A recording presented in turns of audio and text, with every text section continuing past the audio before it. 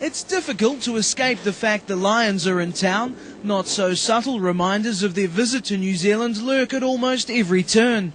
And while many people are viewing the tour as a chance to make a quick buck, one local rugby historian suggests that's in keeping with the origins of the British Lions. They began through private enterprise. A couple of British guys took an invitation cricket team to Australia, and it was so successful they decided to apply the same principle to rugby, and so they brought a invitation team to New Zealand in 1888. The tour was so successful, the British Rugby Union stole the idea.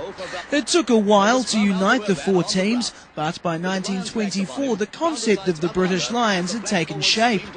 However, they had to wait almost 50 years before they took a test series off the All Blacks. The 71 Lions are the only team to have won a series in New Zealand, so if you're going to compare Lions teams, you've got to say that was the best because they're the only ones to have won. However, Palenski, who's also Otago Rugby's media liaison for their match against the Lions, is scathing of the way the media is reporting the 2005 tour. He believes far too much attention has been paid to the Lions supporters at the expense of the sport. Do you think the British press would go mad over New Zealanders following the All Blacks? Of course they don't. But, I think the media, I think, is sort of gone a wee bit over the top in covering supporters. I mean, that's not what a Lions tour is about. Lions tour is about the players of both sides. But access to players and training has become increasingly difficult on this tour, with allegations of spying fostering an atmosphere of paranoia among rugby circles. Palenski, though, is sympathetic to rugby's cautious approach.